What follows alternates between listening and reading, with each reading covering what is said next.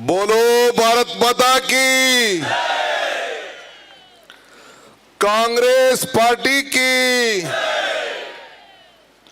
मल्लिकार्जुन खड़गे की, सोनिया गांधी की, राहुल गांधी की, ನಿಮ್ಮ ಮಗ ವೀರಪ್ಪ ಮೊಯ್ಲಿ की ಬಂಧುಗಳೇ, ವೇದಿಕೆಯಲ್ಲಿ ಇರುವಂತ ಎಲ್ಲ ನಮ್ಮ ಹಿರಿಯ ನಾಯಕರುಗಳೇ, ವಿಶೇಷವಾಗಿ ವೀರಪ್ಪ ಮೊಯ್ಲಿ ಅವರೇ,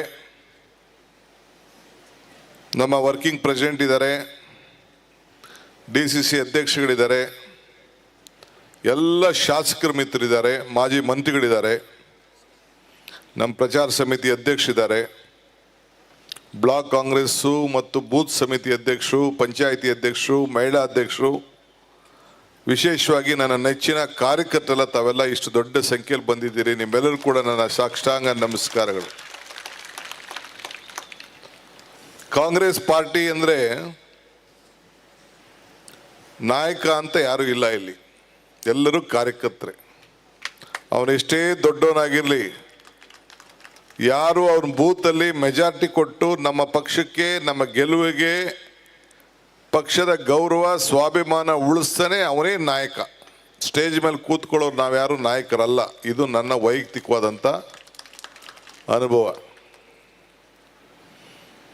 ವೇದಿಕೆಯಲ್ಲಿ ನಾನು, ರಮನಾಥ್ ರಾಯ್, ಅಭಯ್ ಕುಮಾರ್ ಜೈನ್, ಅಭಯ್ ಚಂದ್ರ ಜೈನ್, ನಮ್ಮ ಸೊರ್ಕೆ, ನಾವೆಲ್ಲ ಇದ್ದೇವೆ. ರಾಜೀವ್ ಗಾಂಧಿಯವರು ಒಂದಿನ ಒಂದು ಮಾತು ಹೇಳಿದ್ರು. ಜಿಲ್ಲಾ ಪಂಚಾಯತಿ ಮೆಂಬರ್ ಇದ್ದೆ ನಾನು. 73-74ನೇ ತಿದ್ದುಪಡಿ ಸಂದರ್ಭದಲ್ಲಿ ನಾನು ಕೇಳಿದೆ, ಯಾಕಿದು ಅವಶ್ಯಕತೆ ಏನಿದೆ ಅಂತೇಳಿ. ನಮ್ಮಲ್ಲಾಗಲೇ ಇತ್ತು. ಅವರು ಪ್ರಧಾನಮಂತ್ರಿಗಳಾಗಿದ್ದರು. ಜಯಪ್ರಕಾಶ್ ನಾರಾಯಣ್ ಅವರ ಒಂದು ಜಾಗ ಅದು, ಅವರ ಹೆಸರಿನಲ್ಲಿದ್ದಂಥ ಒಂದು ಟ್ರೈನಿಂಗ್ ಸೆಂಟ್ರು. ಅಲ್ಲಿ ಕೇಳಿದೆ, ಮಣಿಶಂಕರ್ ಅಯ್ಯವರೆಲ್ಲ ಬಂದಿದ್ದರು, ವೀರಪ್ಪ ಮೊಯ್ಲಿ ಅವರು ಇದ್ದರು. ಕೇಳಿದಾಗ ಏನಂದ್ರು, ಈಗೆಲ್ಲ ಕಾಲೇಜ್ ಎಲೆಕ್ಷನ್ಸ್ ಎಲ್ಲ ನಿಂತೋಗ್ಬಿಟ್ಟಿದೆ. ಈ ದೇಶಕ್ಕೆ ಪ್ರಜಾಪ್ರಭುತ್ವದ ವ್ಯವಸ್ಥೆಯಲ್ಲಿ ಪಂಚಾಯತಿಂದ ಪಾರ್ಲಿಮೆಂಟ್ವರೆಗೂ ನಾಯಕರು ಬೇಕು. A leader is one to create leaders, not followers ಅಂತೇಳಿ. ಹಂಗೆ ವೀರಪ್ಪ ಮೊಯ್ಲಿ ಅವರು 85ರಲ್ಲಿ ಅವ್ರಿಗೆ ಸಿಕ್ಕಿದಂಥ ಅವಕಾಶದಲ್ಲಿ, ಈಗ ಯಾರು ನನ್ನ ಹೆಸರುಗಳು ಹೇಳಿದ್ನಲ್ಲ, ನಾವು ಸುಮಾರು 45 ಜನ ಯಂಗ್ಸ್ಟರ್ಸ್ಗೆ, ನಿಮ್ಮ ಜಿಲ್ಲೆಯಲ್ಲೂ ಕೂಡ ಅವತ್ತು 7-8 ಜನ ಯಂಗ್ಸ್ಟರ್ಸು, ಎಲ್ಲರೂ ಕೂಡ ಅಂದರೆ ಅವಿಭಾಗ ಜಿಲ್ಲೆಯಲ್ಲಿ ಎಲ್ಲರೂ ಕೂಡ ವಿಧಾನಸಭೆಗೆ ಸ್ಪರ್ಧೆ ಮಾಡಿ MLAಗಳಾಗಿ ಮಂತ್ರಿ ಮಾಡಲಿಕ್ಕೆ ಒಂದು ಅವಕಾಶವನ್ನು ಮಾಡಿಕೊಟ್ಟವರು ಇಡೀ ರಾಷ್ಟ್ರದಲ್ಲಿ ವೀರಪ್ಪ ಮೊಯ್ಲಿ ಅವರನ್ನು ಯಾರು ಕೂಡ ಮರೀಲಿಕ್ಕೆ ಸಾಧ್ಯ ಇಲ್ಲ. ಅವ್ರು ಹೇಳಿದ್ದು ಸತ್ಯ. ಅವ್ರ ಊರಿನಲ್ಲಿ ಬಂದು, ನಾನು ಅವ್ರ ಶಿಷ್ಯ ಗುರುವಿಗೆ ಸಂಸ್ಕಾರ ಮಾಡೋದು, ಅಭಿನಂದನೆ ಮಾಡೋದು ನನಗೂ ಕೂಡ ಭಾಳ ಮುಜುಗರ. ಆದರೆ ನಿಮ್ಮ ಮಗ, ನಾನು ಕೂತಿರೋಂಥ ಸ್ಥಾನ ಪಕ್ಷದ ಅಧ್ಯಕ್ಷ ಸ್ಥಾನ. ಸೊ ಅದರಿಂದ ಭಾಳ ಸಂತೋಷದಿಂದ ಅವ್ರಿಗೆ ತುಂಬ ಹೃದಯದಿಂದ ಅಭಿನಂದಿಸಿದ್ದೇನೆ, ಶುಭ ಹಾರೈಸಿದ್ದೇನೆ. ಇನ್ನು ಹೆಚ್ಚಿಗೆ ಅವ್ರಿಗೆ ಜನರ ಸೇವೆ ಮಾಡೋಂಥ ಅವಕಾಶ, ಸೌಭಾಗ್ಯ, ನಿಮ್ಮೆಲ್ಲರ ಆಶೀರ್ವಾದ ಸದಾ ಇರಲಿ ಅಂತೇಳಿ ನಾನು ಭಗವಂತನಲ್ಲಿ ನಾನು ಪ್ರಾರ್ಥನೆಯನ್ನು ಮಾಡಲಿಕ್ಕೆ ನಾನು ಬಯಸ್ತೇನೆ. ಬಂಧುಗಳೇ, ಮಾರ್ಚು 11ನೇ ತಾರೀಕು ಅಂದ ತಕ್ಷಣ ನನಗೆ ಸೋನಿಯಾ ಗಾಂಧಿಯವರು ಫೋನ್ ಮಾಡಿ, ನೀನು ಕಾಂಗ್ರೆಸ್ ಪಕ್ಷದ ಅಧ್ಯಕ್ಷರಾಗಿ ಜವಾಬ್ದಾರಿಯನ್ನು ತೆಗೆದುಕೊಳ್ಬೇಕು ಅಂತೇಳಿ ಫೋನ್ ಮಾಡಿ ತಿಳಿಸಿದ್ರು. ಅನೌನ್ಸ್ಮೆಂಟ್ ಆಯಿತು. ಇಲ್ಲಿಗ 5 ವರ್ಷ ಹತ್ತತ್ರ ಬರ್ತಾ ಇದೆ. ಭಾಳ ಕಷ್ಟದಲ್ಲಿ ಜವಾಬ್ದಾರಿಯನ್ನು ತೆಗೆದುಕೊಂಡೆ. ದಿನೇಶ್ ಗುಂಡೂರಾಯರು ಅವರು ನೈತಿಕವಾದ ಹೊಣೆಯನ್ನು ಹೊತ್ತು ಎಲ್ಲ ನಮ್ಮ ಅಸೆಂಬ್ಲಿ ಬೈ ಎಲೆಕ್ಷನ್ಗಳನ್ನೆಲ್ಲ ನಾವು ಸೋತಿದ್ದೋ. ಸಿದ್ದರಾಮಯ್ಯನವರು ಕೂಡ ವಿರೋಧ ಪಕ್ಷದ ನಾಯಕರಾಗಿದ್ದರು. ಅವರು ಕೂಡ ಜವಾಬ್ದಾರಿ ಎತ್ಕೊಂಡು ಅವರು ರಾಜೀನಾಮೆಯನ್ನು ಕಳಿಸಿದ್ರು. ಈ ಮಧ್ಯದಲ್ಲಿ ಶ್ರೀಮತಿ ಸೋನಿಯಾ ಗಾಂಧಿಯವರು, ಇಲ್ಲ ನೀನೇ ಪಕ್ಷದ ಅಧ್ಯಕ್ಷ ಆಗಬೇಕು ಅಂತೇಳಿ ನನಗೆ ಮತ್ತು ವಿರೋಧ ಪಕ್ಷದ ನಾಯಕರಾದ ಸಿದ್ದರಾಮಯ್ಯನವ್ರನ್ನ ಮರು ಆಯ್ಕೆ ಮಾಡಿ ಅವ್ರಿಗೆ ಕಳಿಸ್ಕೊಟ್ರು. ಅಲ್ಲಿಂದ ಇಲ್ಲಿವರೆಗೂ ನಾವು ನಡ್ಕೊಂಡು ನಾವು ಬಂದಿದ್ದೇವೆ. ನಮ್ಮ ಕಾಪು ನಮ್ಮ ಪಕ್ಷದ ಮುಖಂಡರು ಸುಧೀರ್ ಮುರಳಿಯವರು ಒಂದು ಮಾತು ಹೇಳಿದ್ರು. ಇಲ್ಲಿ ನಾನು ಬರಬೇಕಾದ್ರೆ ನನಗೆ ದೊಡ್ಡ ಸ್ವಾಗತವನ್ನು, ಅದು ಯಾವುದೋ ಗಂಡು ಭೂಮಿ ಭೂಮಿ ಏನು ಭೂಮಿ, ಹಿಂದುತ್ವದ ಭೂಮಿಗೆ ಸ್ವಾಗತ ಮಾಡ್ತಾ ಇದ್ದೀವಿ ಅಂತೇಳಿ ನನಗೆ ಸ್ವಾಗತ ಕೋರಿದ್ರು ಅಂತ ತಿಳಿಸಿದ್ರು. ಅದಕ್ಕೆ ಅವರು ಭಾಳ ಚೆನ್ನಾಗಿ ಅದಕ್ಕೆ ಉತ್ತರವನ್ನು ಕೊಟ್ಟಿದ್ದಾರೆ. ನಾನು ಅದಕ್ಕೆ ಹೆಚ್ಚಿಗೆ ನಾನೇನು ಹೇಳಲಿಕ್ಕೆ ನಾನು ಹೋಗುವುದಿಲ್ಲ. ಅವ್ರದ್ದು ಬಿಡಿ, ಫಸ್ಟು ಅವ್ರ ಮನೇನ ರಿಪೇರಿ ಮಾಡ್ಕೊಳ್ಳಿ. ಅವ್ರು ಹೇಳ್ದಂಗೆ ಅವ್ರು ಯಾಕೆ ರಾಜೀನಾಮೆ ಕೊಟ್ಟರು ಅನ್ನೋದು ಕೂಡ ನಿಮ್ಮ ಕ್ಷೇತ್ರದ ಜನತೆಗೆ ತಿಳಿಸ್ಲಿ. ಅವ್ರ ಪಕ್ಷದಲ್ಲಿ ನಾವು ಏನು ಮಾಡ್ದೋ ಅಂತ ಹೇಳಿ, ಅವರು ಕಾಂಗ್ರೆಸ್ ಪಾರ್ಟಿ ಏನು ಮಾಡಿದೆ, BJP ಏನು ಮಾಡಿದ್ದಾರೆ ಅಂತ ಹೇಳಿ, ಇದು ಸುಮ್ಮನೆ ಅಲ್ಲೆಲ್ಲ ಸ್ಟೇಟ್ಮೆಂಟ್ ಕೊಟ್ಟರು ಆಲ್ದು. ನಾನು ಸುಧೀರ್ಗೇನೆ ಇಲ್ಲಿ ಹೇಳ್ತೀನಿ, ಇಲ್ಲಿ ಇದೇ ಒಂದು ವೇದಿಕೆಯಲ್ಲಿ ಫಿಕ್ಸ್ ಮಾಡೋಣ. ಅಲ್ಲಲ್ಲ, ನಮ್ಮ ಸುಧೀರ್ಗೆ ಹೇಳ್ತೀನಿ, ಒಂದು ಕಡೆ ಸುನೀಲ್ ನಿಂತ್ಕೊಳ್ಳಿ, ಒಂದು ಕಡೆ ಸುಧೀರ್ ನಿಂತ್ಕೊಳ್ಳಿ. ಈ ರಾಜ್ಯದ ಜನತೆ ತೀರ್ಮಾನ ಮಾಡಲಿ. ನಾನೇನು ಬಂದದಕ್ಕೆ ಉತ್ತರ ಹೇಳಬೇಕಾಗಿಲ್ಲ. ನಮ್ಮ ಸುಧೀರೇ ಸಾಕೋದಕ್ಕೆ. ನಮ್ಮ ಇತಿಹಾಸ ಏನು ಮಾಡಿದೆ, ಏನು ಕೊಟ್ಟಿದೆ ಈ ದೇಶದಲ್ಲಿ. ಈಗ ವೀರಪ್ಪ ಮೊಯ್ಲಿಯವರು ಮನಮೋಹನ್ ಸಿಂಗ್ ಅವರು ಮುಖ್ಯಮಂತ್ರಿ ಆಗಿದ್ದ, ಇದು ಪ್ರಧಾನಮಂತ್ರಿ ಆಗಿದ್ದ ಇದ್ದರು. ಆಗೇನು ಕೊಟ್ಟರು? ಆಹಾರ ಬದ್ಧತೆ ಕಾಯ್ದೆ, ಉದ್ಯೋಗ ಖಾತ್ರಿ ಯೋಜನೆ, free education, right to education, right to information. ನಮ್ಮ ಅರಣ್ಯ ಇಲಾಖೆಯಲ್ಲಿ ಎಲ್ಲರೂ ಕೂಡ ಪರಿಶಿಷ್ಟ ಜಾತಿ ಪರಿಶಿಷ್ಟ ಪಂಗಡದವ್ರಿಗೆಲ್ಲರೂ ಕೂಡ ಭೂಮಿ. ನಾನು ಬರೀ ಇದೊಂದು 5 ವರ್ಷದ ಮಾತು ಹೇಳ್ತಾನೆ. ಹಿಂದೆ ನಾನು ಇಂದಿರಾ ಗಾಂಧಿ ಕಾಲದ ಹೇಳ್ತಾ ಇಲ್ಲ, ರಾಜೀವ್ ಗಾಂಧಿ ಕಾಲದ ಹೇಳ್ತಾ ಇಲ್ಲ, ಇನ್ನೊಂದು ಹೇಳ್ತಾ ಇಲ್ಲ. ಹಿಂಗೆ ಬೇಕಾದಷ್ಟುಗಳನ್ನು ಕಾನೂನುಗಳನ್ನು ತೆಗೆದುಕೊಂಡು ಬಂದು ನಾವು ಕೂಡ ಸಿದ್ದರಾಮಯ್ಯನವರು ಮುಖ್ಯಮಂತ್ರಿ ಆದಮೇಲೆ ಇಂಥದ್ದು ಅನೇಕ ತಂದು ಪರಿಶಿಷ್ಟ ಜಾತಿ ಪರಿಶಿಷ್ಟ ಪಂಗಡದವ್ರಿಗೆ ಅವರ ಜನಸಂಖ್ಯೆ ಆಧಾರದ ಮೇಲೆ ಅವ್ರಿಗೆ ಹಣ ಸ್ಥೀಮಿತವಾಗಿ ಇಡಬೇಕು ಅಂತೇಳಿ ಒಂದು ವಿಧಾನಸೌಧದಲ್ಲೇ ಒಂದು ಕಾನೂನನ್ನು ತೆಗೆದುಕೊಂಡು ಬಂದು ಇವತ್ತು ನಾವು ಅದರ ಪ್ರಕಾರ ಇವತ್ತು ನಾವು ನಡ್ಕೊಂಡು ನಾವು ಬರ್ತಾ ಇದ್ದೇವೆ. ಎಲೆಕ್ಷನ್ ಮುಂಚಿತವಾಗಿ ಬಂದು ನಾನು ಒಂದು ಮಾತು ಹೇಳಿದೆ, ನಿಮ್ಮಲ್ಲಿ ಬರೋಕ್ಕಾಗಿರಲಿಲ್ಲ, ನಾನು ಬೇರೆ ಕಡೆ ಬಂದಿದ್ದೆ. ಏನು ಹೇಳಿದೆ ಅಂದರೆ, ಕಮಲ ಕೆರೆಯಲ್ಲಿದ್ದರೆ ಚೆಂದ,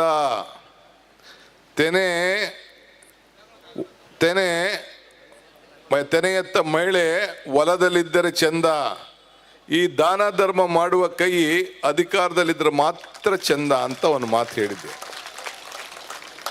ಈ ದಾನ ಧರ್ಮ ಮಾಡುವ ಕೈ ಅಧಿಕಾರಕ್ಕೆ ಬಂದ ಮೊದಲನೇ ದಿನ ನಾವು 12 ಜನ ಪ್ರಮಾಣ ವಚನ ಸ್ವೀಕಾರ ಮಾಡಿದಿನ ಕ್ಯಾಬಿನೆಟ್ಗೆ ಹೋಗಿ ಏನು ಮಾತು ಕೊಟ್ಟಿದ್ದೇವೆ, 5 ಗ್ಯಾರಂಟಿ.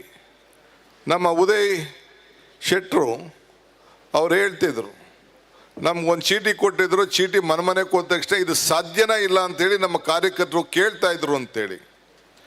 ನುಡಿದಂತೆ ನಡಿಬೇಕು. ಬಸವಣ್ಣನ ನಾಡಲ್ಲಿ ಇದ್ದೇವೆ. ಕಾಂಗ್ರೆಸ್ ಶಕ್ತಿ ಈ ದೇಶದ ಶಕ್ತಿ, ಕಾಂಗ್ರೆಸ್ ಇತಿಹಾಸ ಈ ದೇಶದ ಇತಿಹಾಸ. ಕಾಂಗ್ರೆಸ್ ಅಧಿಕಾರಕ್ಕೆ ಬಂದರೆ ಎಲ್ಲ ವರ್ಗದ ಜನರ ಅಧಿಕಾರಕ್ಕೆ ಬಂದಂಗೆ ಅಂತ ಹೇಳಿ ನಾವೇನು ಮಾತು ಕೊಟ್ಟಿದ್ದೇವೆ ಆ ಮಾತನ್ನು ಉಳಿಸ್ಕೊಂಡು ಇವತ್ತು ನಿಮ್ಮೆಲ್ಲರ ಮುಂದೆ ನಾವೆಲ್ಲ ನಿಂತಿದ್ದೇವೆ. ಇಂಥದ್ದು ಏನು ನೀವು ಮಾಡಿದ್ದೀರಿ ಹೇಳಿ. ಯಾವ್ದಾದ್ರು ಅವಕಾಶ ಸಿಕ್ಕಿದಾಗ ಈಗ ನೀವು ಆಪರೇಷನ್ ಕಮಲ ಮಾಡಿದ್ರಿ, ಒಂದಷ್ಟು ಜನನೆಲ್ಲ ಕರ್ಕೊಂಡ್ರಿ, ಭಾಳ ಸಂತೋಷ. ಮೊನ್ನೆ ಸುಧಾಕರ್ ಮಾತಾಡ್ತಾ ಇದ್ದ, ನೋಡಿದ್ರ ನೀವು?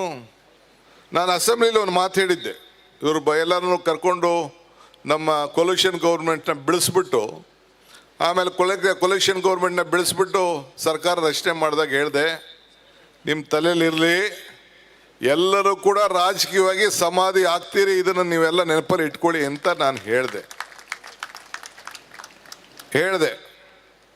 ಈಗ ನಾನು ಆ ಪಟ್ಟಿ ನಾನು ಹೇಳಕ್ಕೆ ಹೋಗೋದಿಲ್ಲ, ಯಾರ್ಯಾರ ಹೆಸರು ಏನೇನು ಅಂತೇಳಿ ಈಗ ನಾನು ದೊಡ್ಡ ಮಾಡೋಕ್ಕೆ ಹೋಗೋದಿಲ್ಲ.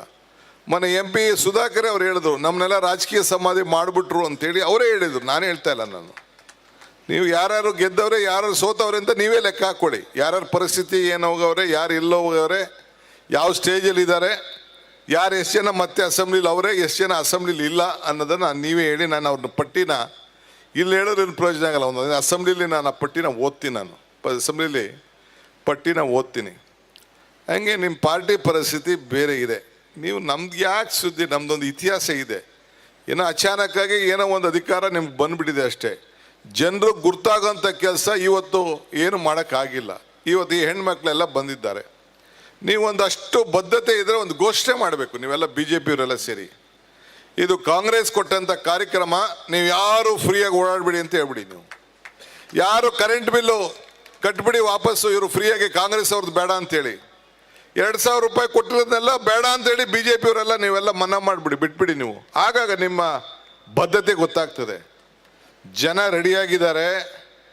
ನಾನು ಇಲ್ಲಿಗೆ ಬರಬೇಕಾದ್ರೆ ನಾನು ನಮ್ಮ ಉದಯ್ ಕುಮಾರ್ಗೆ ನಮ್ಮ ಇವ್ರ ಕ್ಯಾಂಡಿಡೇಟ್ಗೆ ನೀನು ನಡಿಯಪ್ಪ, ನೀನು ಅಲ್ಲಿ ಮುಂದಕ್ಕೆ ಹೋಗು ಅಂತ ಹೇಳಿದೆ. ಅವ್ನು ಬಿಡಲಿಲ್ಲ. ಯಾಕೆ ಅಂದರೆ, ಇಲ್ಲ ನಾನು ತೋರಿಸ್ಬೇಕು ನಿಮ್ಗೆ. ಏನು ತೋರಿಸ್ಬೇಕು ಅಂತಂದರೆ ಇದನ್ನು ಪರಶುರಾಮನ್ ತೋರಿಸ್ಬೇಕು ಅಂತ ನನ್ನ ಬಿಡಲೇ ಇಲ್ಲ.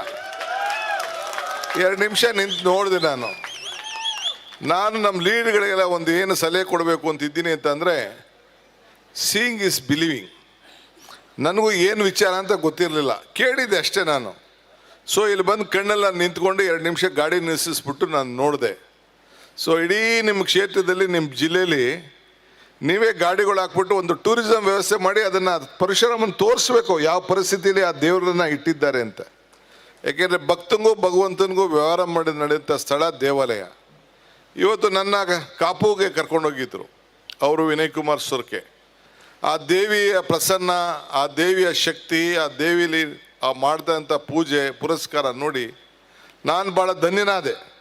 ಇದೊಂದು ದೊಡ್ಡ ನನಗೆ ಭಾಗ್ಯ ಅಂತ ಸಿಕ್ತು. ಹಂಗೆ ಕಾರ್ಕಳ ಇದೊಂದು ಇತಿಹಾಸ ಉಳ್ಳಂಥ ಕ್ಷೇತ್ರ. ನಾನು ವಿಲಾಸರಾವ್ ದೇಶಮುಖು ನಿಮ್ಮಲ್ಲಿ ವೆಂಕಟೇಶ್ವರ ಸ್ವಾಮಿ ದೇವಸ್ಥಾನಕ್ಕೆ ಬಂದಿದ್ದು. ಭಾಳ ಐತಿಹಾಸಿಕವಾದಂಥ ದೇವಸ್ಥಾನ. ಇಲ್ಲಿಗೂ ತಿರುಪತಿಗೂ ದೇವಸ್ಥಾನಕ್ಕೂ ಇತಿಹಾಸ ಇದೆ. ಅಂತ ಈ ಪುಣ್ಯ ಭೂಮಿಲಿ ನೀವು ದೇವರನ್ನೇ ಈ ಮಟ್ಟಕ್ಕೆ ಮಾಡಿಬಿಟ್ರೆ,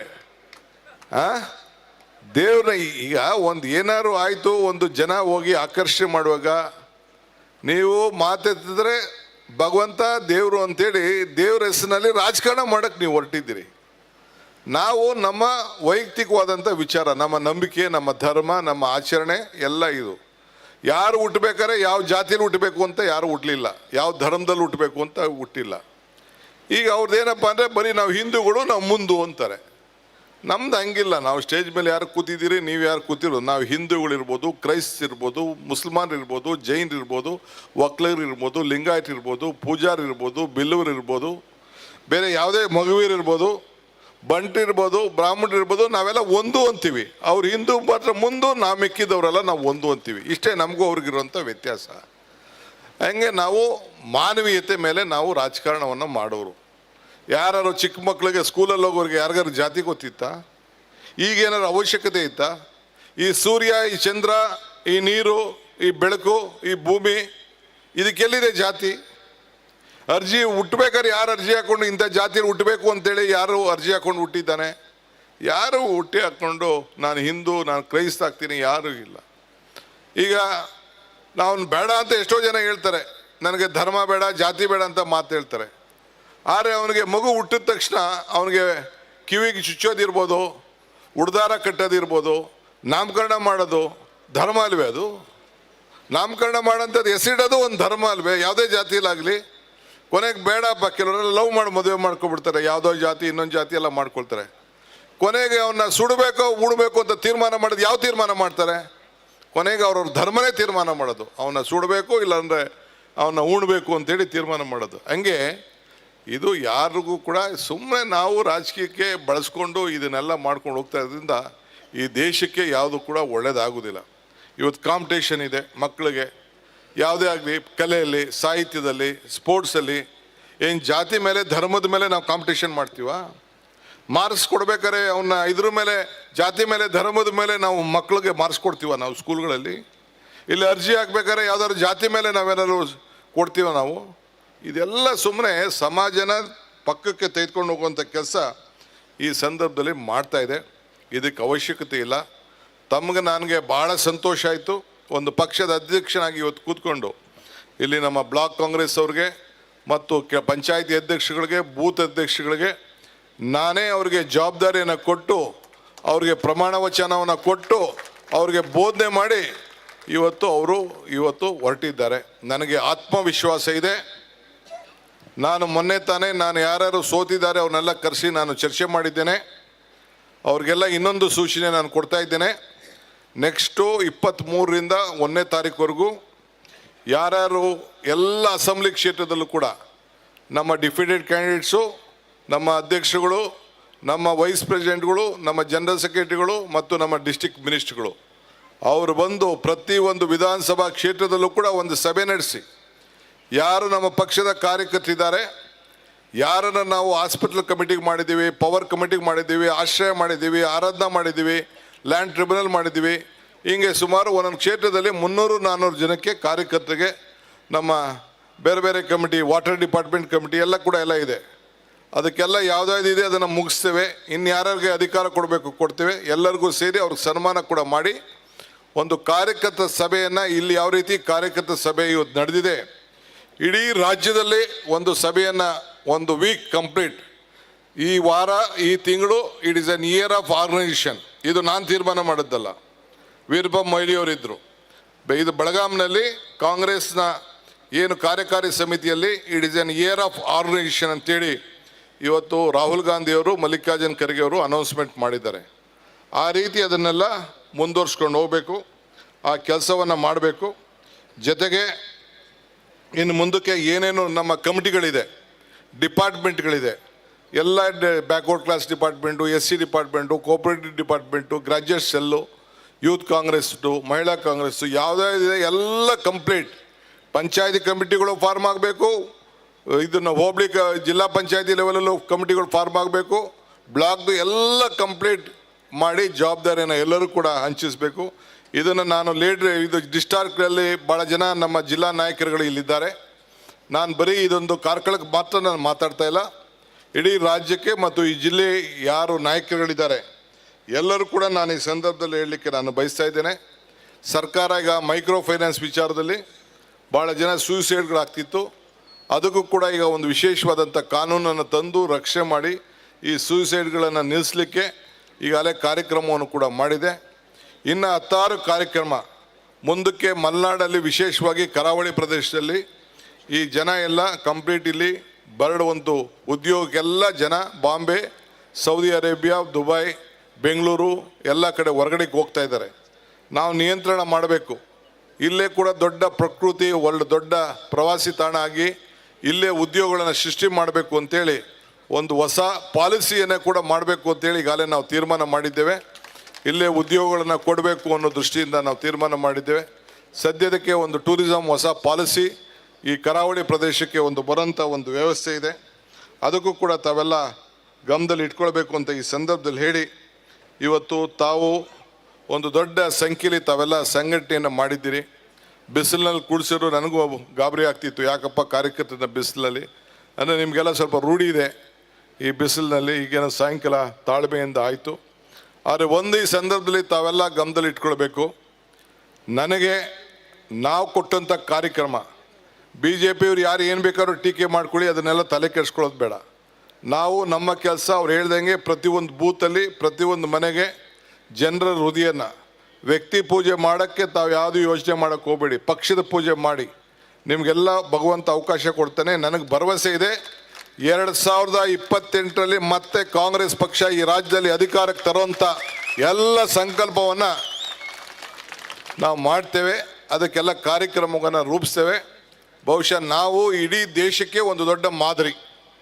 ಇಡೀ ದೇಶಕ್ಕೆ ಯಾಕೆ ನಾವು ಈ 56,000 ಕೋಟಿ ರೂಪಾಯಿ ನಿಮಗೆ ಕೊಡ್ತಾ ಇದ್ದೇವೆ, ಯಾಕೆ ಫ್ರೀಯಲ್ಲಿ ಬಸ್ಸಲ್ಲಿ ಓಡಾಡಿ ಅಂತ ಹೇಳ್ತಾ ಇದ್ದೀವಿ, ಪ್ರತಿಯೊಂದು ಕುಟುಂಬಕ್ಕೂ ವಿದ್ಯುತ್ ಶಕ್ತಿನ ಫ್ರೀಯಾಗಿ 200 ಯೂನಿಟ್ವರೆಗೂ ಯಾಕೆ ಕೊಡ್ತಾ ಇದ್ದೇವೆ, ಎಲ್ಲ ನನ್ನ ತಾಯಂದಿರಿಗೆ 2,000 ರೂಪಾಯಿ ಯಾಕೆ ಕೊಡ್ತಾ ಇದ್ದೀವಿ ಅಂತಂದರೆ ಗ್ಯಾಸ್ ಬೆಲೆ ಜಾಸ್ತಿ ಆಗಿದೆ, ಪ್ರತಿಯೊಂದು ಬೆಲೆ, ಉಪ್ಪು, ಎಣ್ಣೆ ಅಂದರೆ ನಿಮ್ಮೆಣ್ಣೆ ಅಲ್ಲ ಅವ್ರ ಎಣ್ಣೆ, ಎಲ್ಲ 90 ರೂಪಾಯಿ ಇದ್ದಿದ್ದು 200 ರೂಪಾಯಿ ಹೋಗಿದೆ. ಕೆಲವ್ರು ಕೇಳಿದ್ರು ಬರೀ ಹೆಂಗಸ್ರಿಗೆ ಯಾಕೆ ಕೊಡ್ತಾ ಇದ್ದೀರಿ, ನಮ್ಮ ಕೊಡಿ ಸ್ವಾಮಿ ಅಂತ ಕೆಲವು ಗಂಡಸರು ಕೇಳಿದ್ರು. ಹೆಣ್ಣು ಕುಟುಂಬದ ಕಣ್ಣು, ಆ ಹೆಣ್ಮಕ್ಳ ಮೇಲೆ ನಂಬಿಕೆ, ಅದಕ್ಕೆ ಅವ್ರ ಮಕ್ಕಳನ್ನೆಲ್ಲ ಸರಿಯಾದ ರೀತಿಯಲ್ಲಿ ಕರೆಕ್ಟಾಗಿ ಸಾಕ್ತಾರೆ ಅನ್ನೋ ಒಂದು ವಿಶ್ವಾಸ. ನೀವು ಕೊಟ್ಟರೆ ಬೇರೆ ಎಣ್ಣೆ ಹೊಂಟೋಗ್ಬಿಡ್ತೀರಾ. ಅದಕ್ಕೆ ಅವ್ರ ಮೇಲೆ ನಂಬಿಕೆ ಇಟ್ಟು 3 ಪ್ರೋಗ್ರಾಮ್ನ ಅವ್ರಿಗೆ ಕೊಟ್ಟಿದ್ದೀವಿ, ನಾವು ಅವ್ರಿಗೆ ಕೊಟ್ಟಿದ್ದೀವಿ. ಯಾರು ಗಾಬರಿ ಮಾಡ್ಕೊಳಕ್ಕೆ ಹೋಗಬೇಡಿ, ಅವರೆಲ್ಲ ನಿಮ್ಮ ಮಕ್ಕಳನ್ನೆಲ್ಲ ಚೆನ್ನಾಗಿ ನೋಡ್ಕೋತಾರೆ, ಅವರೆಲ್ಲ ತಾಯಿಂದಿರಲ್ಲ, ಅವ್ರ ಮೇಲೆ ಹೆಚ್ಚಿಗೆ ವಿಶ್ವಾಸ ನನಗೆ. ವೀರಪ್ಪ ಮೊಯ್ಲಿಯವರು ಇದ್ದರು, ಮಿಕ್ಕಿದ ಕೆಲವು ಲೀಡರ್ಸ್ ಎಲ್ಲ ಇದ್ದರು. ನಾನು ಹೇಳಿದೆ ನಾವೇನಿದ್ರು ಯುವಕರ ಮೇಲೆ ಹೆಣ್ಮಕ್ಳ ಮೇಲೆ ಹೆಚ್ಚಿಗೆ ವಿಶ್ವಾಸವನ್ನು ಇಡಬೇಕು ಅಂತೇಳಿ ಅವತ್ತು ಅಧಿಕಾರ ತೆಗೆದುಕೊಂಡಾಗ ಹೇಳಿದೆ. ಇವತ್ತು ನನಗೆ ನಂಬಿಕೆ ಇದೆ, ಯುವಕರು ಹೆಣ್ಮಕ್ಳು ಮತ್ತೆ ನಮ್ಮನ್ನು ಕೈ ಬಿಡುವುದಿಲ್ಲ ಅನ್ನೋ ಮಾತಂತ ವಿಶ್ವಾಸ ಇದೆ. ಏನಾದ್ರು ತಪ್ಪಿತ್ತು ಅಂದರೆ ನಾನು ನಮ್ಮೆಲ್ಲ ಕ್ಯಾಂಡಿಡೇಟ್ಗಳಿಗೂ ಹೇಳಿದ್ದೇನೆ, ನೀವೆಲ್ಲ ಇನ್ನೊಂದು 5-6 ತಿಂಗಳು ನಿಮಗೆ ಟೈಮ್ ಕೊಡ್ತೀನಿ. ನೀವೆಲ್ಲ ಬೂತ್ಗಳಲ್ಲಿ ಮತ್ತೊಂದು ಈ ರೀತಿ ಯಾವ ರೀತಿ ಸಂಘಟನೆ ಮಾಡಬೇಕು, ಆ ಸಂಘಟನೆಗೆಲ್ಲ ನೀವೆಲ್ಲ ವ್ಯವಸ್ಥೆ ಆಗಬೇಕು. ಈ ದೇಶಕ್ಕೆ ಕಾಂಗ್ರೆಸ್ ಪಕ್ಷ ಯಾವ ಕಾರಣಕ್ಕೂ ಕಾಂಗ್ರೆಸ್ ಪಕ್ಷ ಇಲ್ಲ ಅಂದರೆ ಈ ದೇಶ ಒಗ್ಗಟ್ಟಾಗಿಡಲಿಕ್ಕೆ ಸಾಧ್ಯ ಇಲ್ಲ. ಕಾಂಗ್ರೆಸ್ ಪಾರ್ಟಿ ಮಾತ್ರ ಈ ದೇಶಕ್ಕೆ ಒಗ್ಗಟ್ಟಾಗಲಿ ಸಾಧ್ಯ. ಸಂವಿಧಾನ, ಯಾಕೆ ನಾವು ಇಷ್ಟು ಸಂವಿಧಾನದ ಬಗ್ಗೆ ಹೇಳ್ತಾ ಇದ್ದೀವಿ ಅಂದರೆ ನಮಗೆ ನಮ್ಮ ಗ್ರಂಥ ಏನಪ್ಪ ಅಂದರೆ ನಾವು ಸಮಾನತೆಯಿಂದ ನೋಡಬೇಕಾದ್ದು, ಸರ್ವಧರ್ಮವನ್ನು ನೋಡಬೇಕಾದ್ದು. ಕುವೆಂಪುರವರು ಶಾಂತಿಯ ತೋಟ, ನಮ್ಮ ಶಾಂತಿಯ ತೋಟ ಇದು ಅಂಥೇಳಿ ಕುವೆಂಪುರವ್ರು ಹೇಳಿದ್ರು. ಹಂಗೆ ಇವತ್ತು ನಾವೆಲ್ಲ ಮಾಡ್ಕೊಂಡು ಹೋಗಿದ್ವಿ. ನಮ್ಮ ಸರ್ಕಾರದ ಸಾಧನೆಗಳು ಪಟ್ಟಿ ನಾವೇನಾದ್ರು ಮಾತಾಡ್ಕೊಂಡು ಹೋದರೆ ದೊಡ್ಡದಾಗ್ತದೆ. ಸೊ ಅದಕ್ಕೆ ನಾನು ನಮ್ಮ ಕಾರ್ಕಳ ನಮ್ಮ ನಾಯಕರುಗಳಿಗೆ ಹೇಳೋದು, ಜಿಲ್ಲಾ ನಾಯಕರಿಗೆ ಹೇಳೋದು, ನೀವೆಲ್ಲ ಏನು ಈ ಪರಶುರಾಮನ ಬೆಟ್ಟ ಇದೆ ಅದು ಹಂಗೆ ಇರಬೇಕದು. ಅದರಲ್ಲೇ ಎಲೆಕ್ಷನ್ನು ಈ ಕ್ಷೇತ್ರದಲ್ಲಿ ಅದನ್ನು ನೋಡೇ ಈ ಜನ ಕಾಂಗ್ರೆಸ್ ಪಕ್ಷದ ಶಾಸಕರಾಗಿ ಆಯ್ಕೆ ಮಾಡ್ತಾರೆ ಅನ್ನೋ ವಿಶ್ವಾಸ ಇದೆ. ಸೊ ಎಲ್ಲರನ್ನೂ ಕರ್ಕೊಂಡೋಗಿ ಬೇರೆ ಬೇರೆ ಎಲ್ಲ ಕಡೆನೂ ಒಂದು ಟೂರ್ ಮಾಡಿಸ್ಬಿಟ್ಟು ಕೊನೆಗೆ ಅದನ್ನೂ ಹೋಗಿ ನೀವು ತೋರಿಸಿ ಇಂಥ ಒಂದು ಭವ್ಯವಾದಂಥ ಕೆಲಸವನ್ನು ಇಲ್ಲಿ BJP ನಾಯಕರು ಮಾಡಿದ್ದಾರೆ ಅಂಥೇಳಿ ತೋರಿಸಿದಾಗ ಮಾತ್ರ ಆಗ ಜನರಿಗೆ ಅದ್ರ ಬಗ್ಗೆ ಗೊತ್ತಾಗ್ತದೆ. ಇಷ್ಟು ಮಾತ್ರ ಈ ಸಂದರ್ಭದಲ್ಲಿ ಹೇಳಿ, ಗಂಟೆಗಟ್ಟಲೆ ನಾನು ಕೂಡ ಮಾತಾಡೋಕ್ಕೆ ಅವಕಾಶ ಇದ್ದರೂ ಕೂಡ ನಾನು ಬೆಳಗ್ಗೆ ಅಸೆಂಬ್ಲಿ ಪ್ರಾರಂಭ ಆಗ್ತಾ ಇದೆ, ಇನ್ ಟೈಮಲ್ಲಿ ಇರಬೇಕು, ಗವರ್ನರ್ ಅಡ್ರೆಸ್ ಇದೆ. ಸೊ ಅದಕ್ಕೆ ನಾವು ಮುಂಚಿತವಾಗಿ ನಾವೆಲ್ಲ ಹೋಗಲೇಬೇಕಾಗಿದೆ, ಕ್ಷಮಿಸಬೇಕು. ಒಳ್ಳೆ ಕೆಲಸ ಮಾಡಿದ್ದೀರಿ. ವಿಶೇಷವಾಗಿ ನಮ್ಮ ಉದಯ್ ಕುಮಾರ್ ಶೆಟ್ಟರ್ಗೆ, ಬ್ಲಾಕ್ ಕಾಂಗ್ರೆಸ್ ಅಧ್ಯಕ್ಷಗಳಿಗೆ, ಜಿಲ್ಲಾ ಕಾಂಗ್ರೆಸ್ ಅಧ್ಯಕ್ಷಗಳಿಗೆ, ಬೂತ್ ಅಧ್ಯಕ್ಷಗಳಿಗೆ, ಪಂಚಾಯತಿ ಅಧ್ಯಕ್ಷರಿಗೆ, ಕಾರ್ಯಕರ್ತರು, ಬರೀ ಶೆಟ್ಟರು ಒಬ್ಬರು ಈ ಕೆಲಸ ಮಾಡ್ತೀರಿ ಅಂತಿಲ್ಲ. ನೀವೆಲ್ಲ ಇದ್ರೇ ಅವರಿಲ್ಲ ಅಂದರೆ ನಾವು ಯಾರೂ ಇಲ್ಲ, ನೀವಿಲ್ಲ ಅಂದರೆ ನಾವು ಯಾರೂ ಇಲ್ಲ. If you are strong we are strong, if you are weak we are weak. ಇದ್ರ ಬಗ್ಗೆ ನಂಬಿಕೆ ಇರೋನು. ದಯವಿಟ್ಟು ಭಗವಂತ ಒಳ್ಳೇದು ಮಾಡಲಿ ಅಂಥೇಳಿ ದಯವಿಟ್ಟು ಮಾಧ್ಯಮ ಸ್ನೇಹಿತರಿಗೆ ನಾನು ಒಂದು ರಿಕ್ವೆಸ್ಟ್ ಮಾಡ್ತೀನಿ, ನಮ್ಮ ಸುಧೀರ್ಗೂ ಸುನೀಲ್ಗೂ ಒಂದು ಡೇಟು ಇದೇ ಸ್ಟೇಜ್ ಫಿಕ್ಸ್ ಮಾಡಿಬಿಡಿ ನೀವು. ಸೊ ಏನು ಮಾಡಿದೆ ಅಂಥೇಳಿ ಫಿಕ್ಸ್ ಮಾಡಿಬಿಡಿ. ಅವ್ರು ಕೇಳಿದಾರಲ್ಲ ಏನು ಮಾಡಿದ್ದಾರೆ ಅಂತ ನೀವೇ ಪ್ರಶ್ನೆ ಕೇಳಬೇಕು. ಇದಕ್ಕೆ ನಾನು ಅವ್ರನ್ನ ಕಳಿಸ್ಕೊಡ್ತೀನಿ, ಅವರೇ ಸಾಕು ಅದಕ್ಕೆ ಉತ್ತರವನ್ನು ಕೊಡಲಿಕ್ಕೆ. ಇಡೀ ನಿಮ್ಮ ಕಾರ್ಕಳಕ್ಕಲ್ಲ, ಇಡೀ ರಾಜ್ಯಕ್ಕೆ ಉತ್ತರ ಕೊಡಲಿಕ್ಕೆ ಬದ್ಧರಾಗಿದ್ದಾರೆ ನಮ್ಮ ಕಾರ್ಯಕರ್ತರು ಅನ್ನೋದು ಮಾತನ್ನು ಹೇಳಿ ಶುಭ ಹಾರೈಸಿ, ಮುಂದಕ್ಕೆ ತಾವೆಲ್ಲ ಸೇರಿ ಕಾರ್ಕಳದ ಕಾಂಗ್ರೆಸ್ ಶಾಸಕರನ್ನ ವಿಧಾನಸೌಧದೊಳಗೆ ಕುಳಿಸ್ತಿರ್ತಾನೆ. ಮತ್ತೆ ನಾನು ಬರ್ತೀನಿ, ಮತ್ತೆ ಇನ್ನೊಂದ್ಸತಿ ಬರ್ತೀನಿ. ಇಲ್ಲಿಗೆ ಮಾತ್ರ ಹೋಗೋದಿಲ್ಲ. ಸಂಕಲ್ಪ ಕೊಟ್ಟದ್ದಲ್ಲ, ಪ್ರಮಾಣ ವಚನ ಮಾಡೋದಲ್ಲ, ಮತ್ತೆ ಏನು ಮಾಡ್ತಾ ಇದ್ದೀರಿ ಅಂತ ರಿವ್ಯೂ ಕೂಡ ನಾನು ಮಾಡ್ತೀನಿ. ಇಷ್ಟು ಹೇಳಿ ತಮ್ಮೆಲ್ಲರೂ ಕೂಡ ಶುಭ ಹಾರೈಸಿ ನಾನು ಮಾತಾ ಮುಗಿಸ್ತೀನಿ. ಜೈ ಹಿಂದ್, ಜೈ ಕರ್ನಾಟಕ, ಜೈ ಕಾಂಗ್ರೆಸ್ ಪಾರ್ಟಿ. ನಿಖರ ಸುದ್ದಿ, ಸದಭಿರುಚಿಯ ಕಾರ್ಯಕ್ರಮ. ನೀವು ನೋಡ್ತಾ ಇದ್ದೀರಾ ಕಹಳೆ ನ್ಯೂಸ್, ಸಮಾಜದ ಜಾಗೃತಿಗಾಗಿ ವಸ್ತುನಿಷ್ಠ ವರದಿ.